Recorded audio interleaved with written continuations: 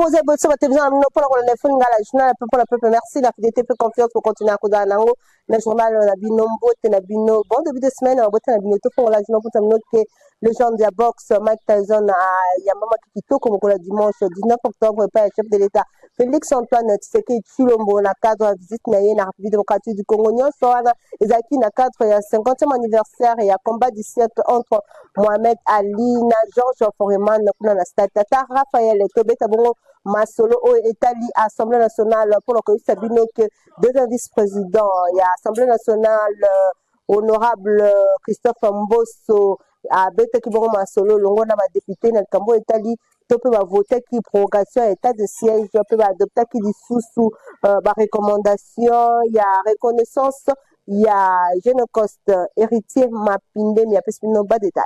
Après une trêve, il y a quelques jours, Oyo permettait qu'il avancement et misala dans la commission sous permanente, harmonisation et la vie, conférence de président, baeli nationaux, bengama qui le sous la plénière, week-end et l'équipe, Nabo Kambeme, il y a deuxième vice-président honorable, Christophe Mbo, son coup d'un point à 3 points, et Zala qui inscrit dans l'ordre du jour. Il y a Liboso, examen, paix, adoption, il y a projet, il y a loi, Oyo Ezali Kolobela, autorisation, il y a prorogation, il y a état de siège, na parti sous il y a territoire national, Yango et Lobamaki et paye ya ministre d'État, ministre de la Justice, pe garde de sceaux, Guillaume Ngefa. Natina wana 337 députés nationaux où ba participa qui na plénière, 334 ba votaki pour la prorogation ya état de siège. Deux ba votaki contre pe député moko a s'abstenaki. Boye vote oyo intervenaki na lecture ya mibale après adoption na yango na niveau ya Sénat pour la première lecture le 16 octobre et outi koleka ya mibale exalaki examen pe adoption ya projet ya loi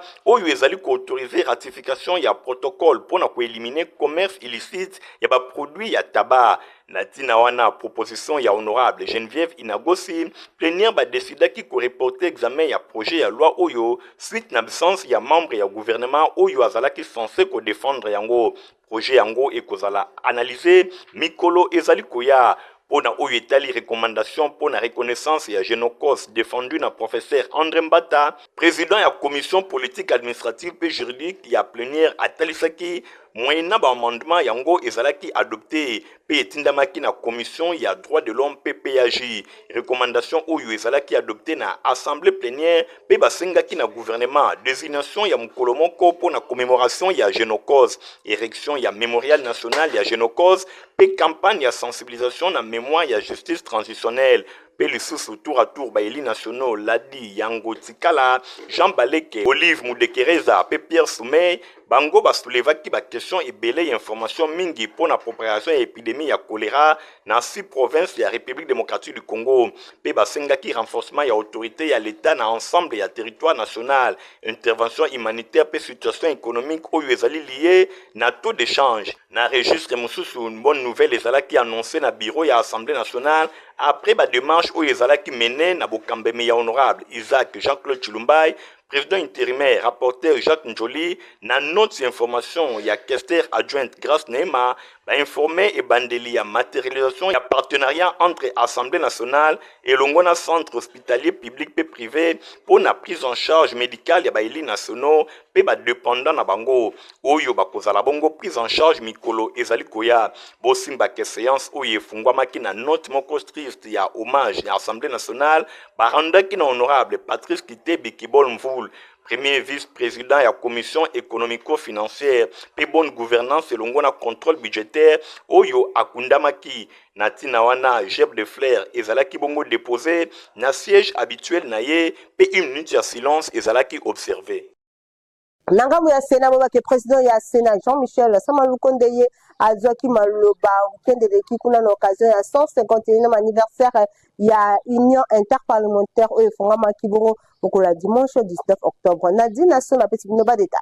Et Salemaki na Centre international de conférence de Genève na salle plénière BC et Paiwapi. Président ya Sénat congolais Jean-Michel Samalukonde Kenge azwaki maloba pour na solliciter soutien ya maman ya groupe géopolitique africain de l'Union interparlementaire pour na ba question sécuritaire paix humanitaire na partie est ya RDC réunion préparatoire oyo et Zala qui organisé na occasion ya 151e assemblée ya Union réunion interparlementaire oyo efungwamaki dimanche 19 octobre pe clôture nango ekosalema le 23 octobre kuna na Genève. Présidé epai ya honorable Angela Tokozila Didier, présidente ya Assemblée nationale ya Afrique du Sud. Réunion oyo ezalaki pona kovalide demande ya speaker ya chambre ya basage ya parlement congolais oyo ezalaki jugé fondé.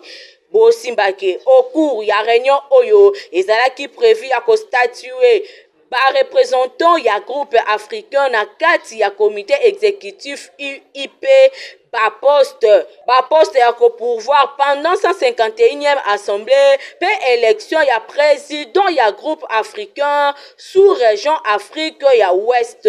Porteur ya message ya RDC sous la vision ya son excellence président de la République Félix Antoine Tshisekedi Tshilombo, président ya Sénat congolais azangaki te ko souligner na lombango soutien na ye pona ba processus ya RDC oyo ezali engagé na oyo etali kimia na ko rappelaka ke ba parlementaire ba sengeli ba travailler makasi na oyo etali kimia démocratie paix sociale ya ba population. Bosimbake délégation congolaise oyo bakambamaki epai ya président ya Sénat bazalaki composé na quelques députés nationaux, ba sénateurs pe ba quelques membres ya administration. Le Premier ministre, Madame Judith Suminwa Tuluka Boba Keye, a participé au samedi 18 octobre à un concert exceptionnel. Il y a orchestre symphonique Kimbangiste qui a organisé le centre culturel et artistique pour le pays de l'Afrique centrale. Héritier Mapinemi Gorontingi détail. Premier ministre Judith Suminwa Tuluka a participé au week-end de l'équipe à concert exceptionnel il y a orchestre symphonique Mbangiste OSK na Mokuse oyo ezalaki organisé dans centre culturel et artistique pour le pays Afrique centrale en plein cœur ya ville ya Kinshasa. Événement oyo ezalaki célébré na ba air minene ya opéra batiaki na honneur ba jeune talent congolais oyo bazali formé na atelier lyrique ya Kinshasa. Bosimbake ezalaki bongo na soutien ya Blaise Malaba, grand chanteur ya opéra congolais. Blaise Malaba oyo azali ko incarner réussite pe persévérance ya jeunesse congolaise internationale azali formé na Royal Welsh College of Music and Drama kuna na Royaume-Uni. Ye azali pe membre honoraire a se distingaki mingi na ba grande scène européenne au-delà ba prouesse artistique na ye. Blaise Malaba azali bongo animé na profonde volonté ya ko transmettre savoir na ye pe ko contribuer na développement culturel ya mboka. Pour une nzela ya atelier lyrique na ye na Kinshasa oyo azali ko parrainer azali ko former pe ko inspirer nouvelle génération ya ba chanteur ya République démocratique du Congo oyo balingi ko kende mosika na niveau international. Na geste symbolique oyo diaspora congolaise consciente azali engagé pour na ko tourner na oyo etali retour ya expertise na mboka fidèle na UDP ya talent ya République démocratique du Congo une fois ekozala valorisé. Yango ezali intitulé soirée d'opéra représentation où ezalaki transformé na public na univers ya ba grand classique lokola Carmen pe Travitra pe lisusu biloko mosusu na direction ya maestro Armand Yangenda fondateur pe chef d'orchestre ya OSK. Événement oyo esangisaki batu ebele ba invité bayaki bautaki bisika na bisika voire même ba membre ya corps diplomatique pe ba représentant ba institution publique pe ba collaborateur ebele ya ba chef ya gouvernement oyo a conviaki personnellement Premier ministre Judith Suminwa na philosophie pe na initiative oyo ezali bongo na 4e pilier ya programme d'action ya gouvernement oyo ezali consacré na promotion pe valorisation ya ba art pe culture na République démocratique du Congo. Du 13 au 15 octobre, pour la ville, il y a Matadi, et c'est là qui tampon, il y a Saint-Sap, Nandela, il y a 3 grandes rencontres, vice-premier ministre, ministre de la fonction publique Jean-Pierre Liaou Azalaki, accompagné na directeur général, il y a Saint-Sap, Junior Mata, Nadine Sonaba détail. Ville portuaire Yamatadi et Yambaki vice-premier ministre ya fonction publique Jean-Pierre Liaou accompagné na délégation Hélène Dayaba expert ya Senesap na Bokambemi ya DG na bango Junior Mata Melanga pona kobongisa nzela na ba mission oyo ekosalema na chef lieu ya province ya Congo central ba rencontre mibale oyo esalemaki na ba couche ya ba agent public oyo bazali assujetti na régime ya sécurité sociale ya Senesap. Après basala qui visite Oyo et marqua qui lancement ya ba activité ya ba agent provisoire ya Senesap Matadi. Pona bokutani ya sensibilisation misala et sangisaki ba cadre pe ba agent ya carrière ya service public ya l'état ba enseignant ba militaire ba policier pe ba représentant ya ba famille ya ba force ya défense pe ya sécurité ba journée mi balé ya sensibilisation et tournaki autour ya branche ya ba risque professionnel selon loi numéro 22 bar 031 Oyo et l'obéli régime spécial ya sécurité sociale ya ba agent public de l'état temps fort mususu ezalaki lancement ya opération ya ba activité ya ba agent ya Senesap Matadi cérémonie ezalaki présidé et pas ya vice-premier ministre ya fonction publique Jean-Pierre Liaou nyonso esalemaki na présence ya président ya conseil d'administration ya Senesap Christian Tungila, PDG ya Senesap Junior Mata, Peba cadre ebele ya Senesap, Bosimba, Peboye Bake, adresse Oyo et Zali provisoire en attendant inauguration ya siège provincial définitif Oyo et Zali Kotongama. Senesap atalisi que lancement ya ba activité na Matadi et la kisi décentralisation ya ba service ya Senesap. Ndenge DG ya Senesap Junior Mata Belanga a précisé. Bino ba policier, bino ba militaire, et l'on a ba ndeko ya ba catégorie mususu, ndeko définit sa stratégie wana. Et donc le directeur général qui se présente devant vous dans le cadre de cette activité à vulgarisation ne fait que mettre en œuvre la décision Oyo bino moko kozali kozwa via le conseil d'administration. La mention Soubobake jeunesse ya Union pour la démocratie et le progrès social UDPS Tshisekedi au Basangana un espace Swahilphone Bango va se retrouver à Mokola dimanche 19 octobre autour et honorable Amisi Makutano Adolphe au 4 ya parti pour la Kotali Saye soutien à Bango et pas ya chef de l'État Félix Antoine Tshisekedi Tshilombo reportage. Bajani interfédéral zone Swahilphone ya Union pour la démocratie et le progrès social UDPS Tshisekedi Basangana qui autour ya honorable Amisi Makutano Adolphe au cadre ya parti pour exprimer soutien à Bango et pas à président de la République.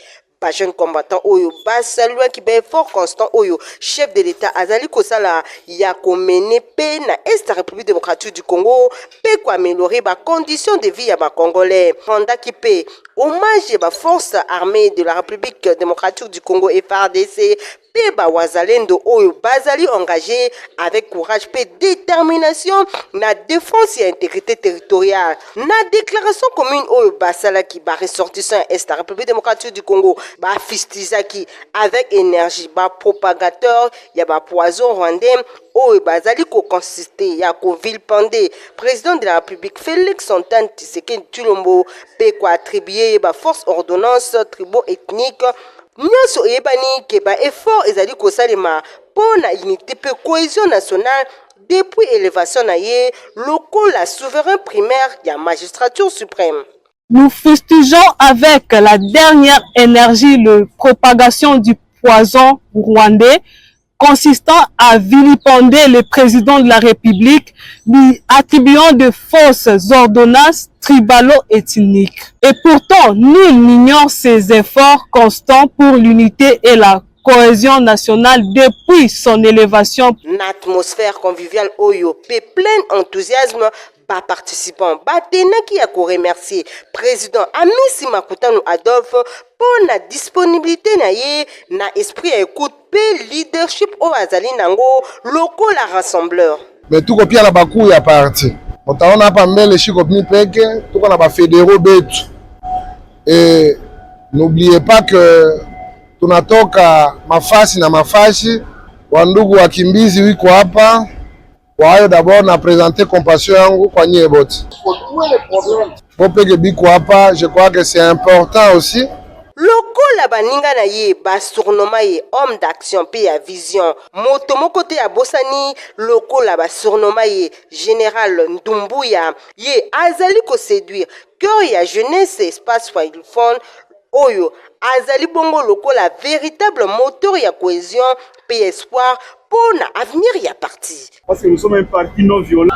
synergie ya syndicat des enseignants bango basalaki réunion évaluation mpona kotala ndenge nini revendication na bango ezali kotalemba. Réunion esalemaki mokolo ya samedi 18 octobre. Igor Ntingi azalaki sur place na compte Info Lingala. Dans l'enseignement, les souffrances sont là. Qui pourra sauver cet enseignement? Réunion évaluation ya ba revendication na bango ya ba membre ya synergie ya syndicat des enseignants République démocratique du Congo kati na yango Sinekat Jean Bosco Puna Angèle Paenzo o Asimba Kabongo Siadek Justin Zola ya Sipeko Jean Tunda ya Force Agissante Kofedi o Simba Makabongo na Félicité Tanga Rachidi Modeste o Asimbi Bongo Société basanganaki pona ko évaluer déclaration na bango oyo basalaka le 5 octobre bosimbaki ultimatum na bango ya le 4 décembre ti lelo ezakaka de vigueur basengi bongo bakutana na ministre ya enseignement pona babetela ye masolo na o etali revendication na bango na likambo o etali nouveau barème salarial retraite ya ba enseignant suppression ya ba zone salariale uniformisation ya ba prime de gratuité na kati ya niveau primaire retard na ba province mususu pona bazwa mbongo na bango na micro ya Info Lingala porte-parole ya synergie Jean Bosco Puna alobi lelo oyo synergie ya balakisi ya mboka na biso tosangani poto sala point de presse awa tozongeli makambo oyo ya cahier de charge ya balakisi. Cahier de charge ya balakisi ya mboka na biso ezalaki déposé auprès ya gouvernement pe pa ya président de la République po batalela biso makambo ezali koleka na secteur na biso.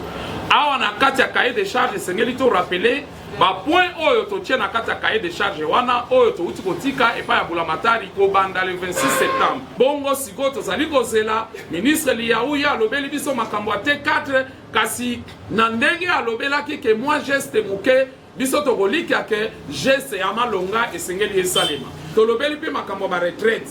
Bongo tolobelaki na Bulamatari totikelaki bango ba demande na biso audience poto kuta na mama Raissa tolobela ye ba makambo nyonso pamba te balakisi bazali kozela makambo ebele po mbula oyo esila malamu eputo banda mbula 2026 na ndenge ekoki tala makambo te ekolobela lelo na kati ya réunion tosali point de presse tosali tozali kosenga na balakisi nyonso totelema tozali kosenga na Bulamatari bafuta balakisi oyo bazali kofuta mate retard à paiement ezali na ba province éducationnelle ebele bongo pe ba politique salariale pambate yango wana nde balakisi bazali kozela po situation na bango échanger et puis ceux qui ba futi malamu nde qualité enseignement pe ekozala malamu bosimbaki par rapport ya ba appel oyo basalaka moi ba avancée significative ezali kasi inspecteur azongeli mosala na ye ya ko contrôler ba bureau gestionnel ndenge synergie elingaki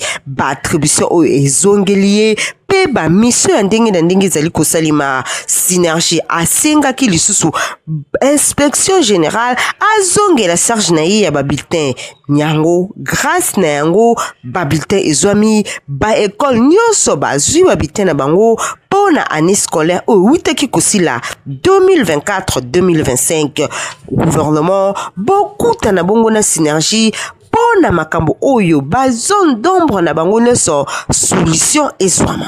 Quel type de leadership pour la restauration du Congo des items au que vous allez exploiter? Donc, la samedi 25 octobre 2025, à partir de 9h30, l'église sans précieux aux amis de l'avenue Bonga numéro 23 Kuna na quartier Matongé, derrière maison communale Yakalam, orateur révérend docteur Nicolas. Stéphane Skandeba-Deda. Nicolas Kabangazoni Tongo. Une seule date, un seul rendez-vous, samedi 25 octobre 2025 à partir de 9h. Conférence monnaie sur le leadership. Ministre de Dieu, servante de l'Éternel, disciple en Kolo Yesu. Rendez-vous Oyo et Sali Ponayo. Nous aurons une grande conférence avec cette thématique. Quel type de leadership pour ces temps de crise pour la restauration du Congo?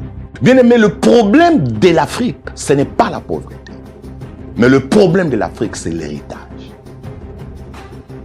nous aurons à comprendre beaucoup de secrets d'un leadership du cœur.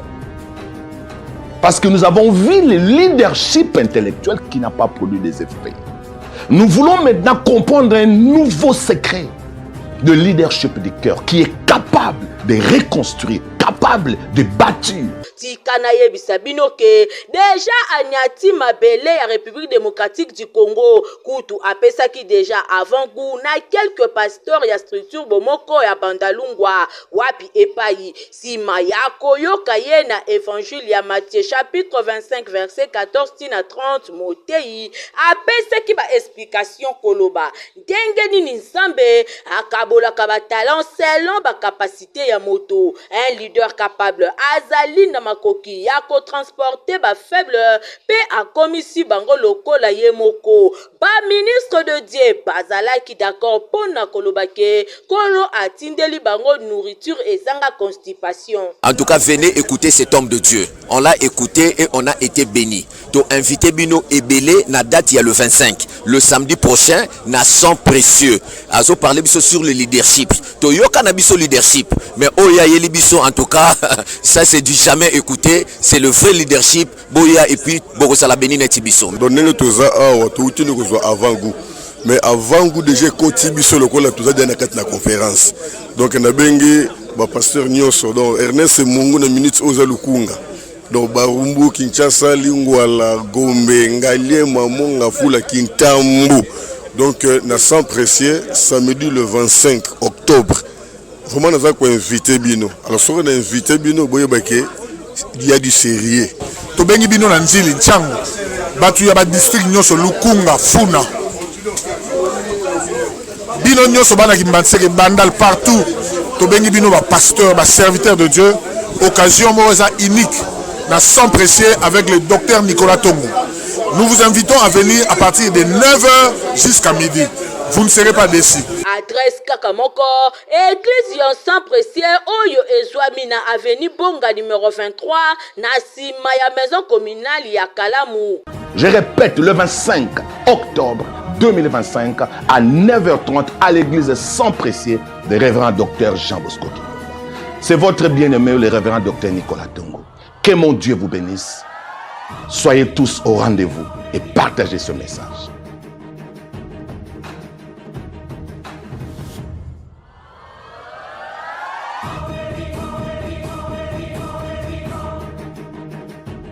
Ba femme témoin ya résurrection église sans pression na mokambo ya pasteur Jean Bosco Kindomba baza kolinga la convention monene du 27 au 31 octobre na siège église na bango Stéphane Scandine na dination na ba détail.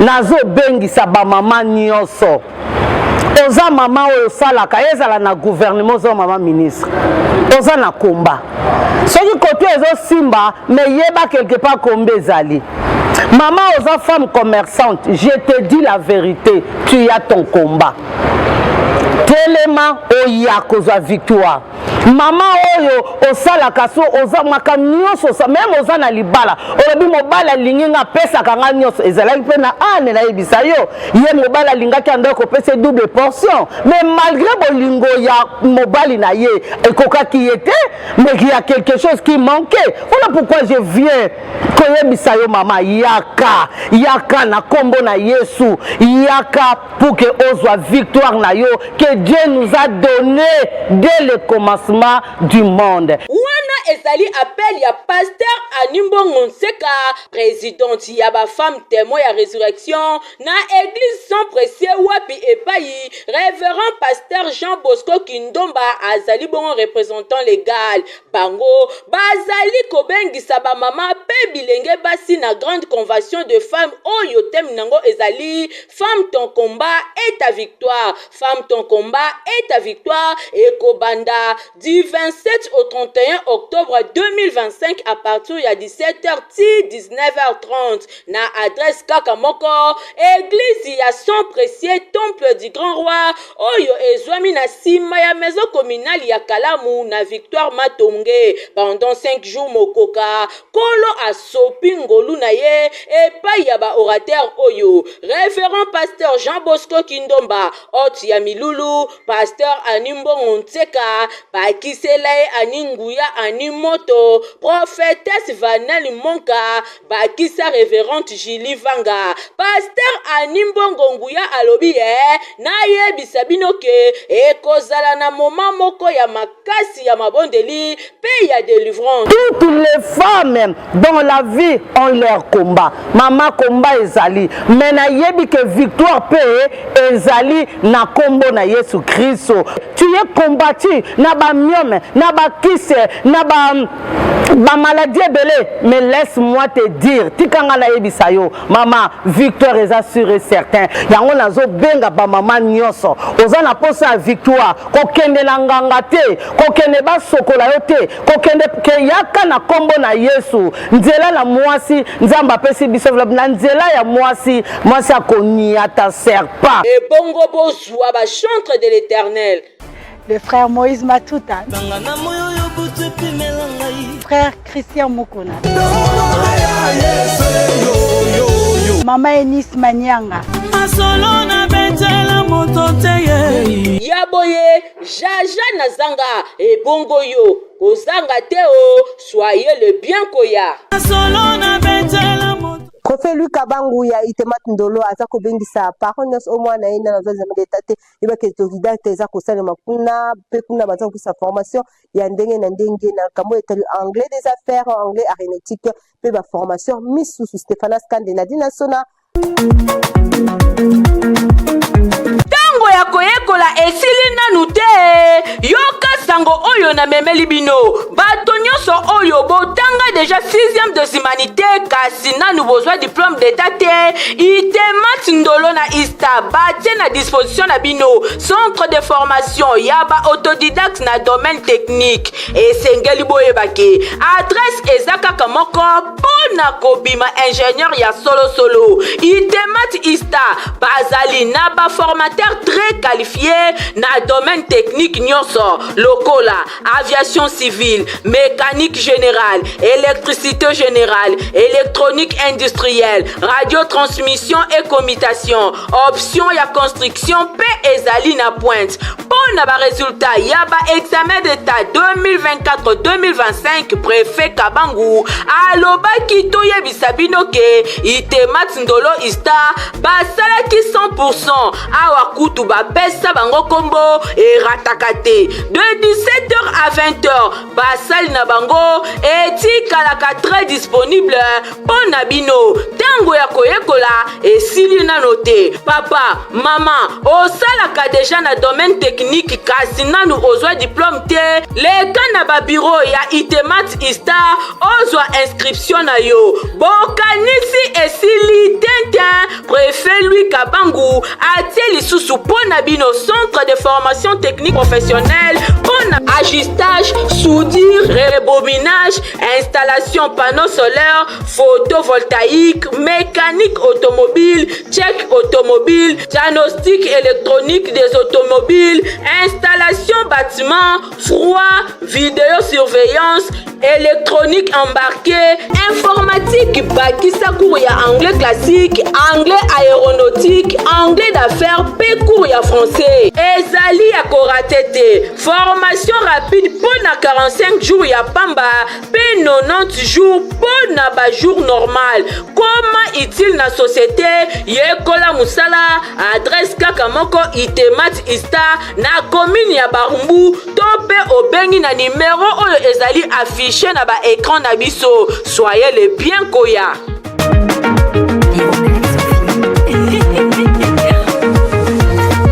poto balonga pola bana minoza potiva pifu koloko komela yango pisaka santé ya kitoko énergie pe vitamine. Protivap encore et toujours. Oyo mama bituna tuna ayeba kateti lero apesa mwana ye bire. Ebe na santé kitoko boye. Olesaka ye nini? aliaka Protiva. Soka ba mama nyonso batimbe ya Protiva potopoto kitoko mpona ba bébé pro.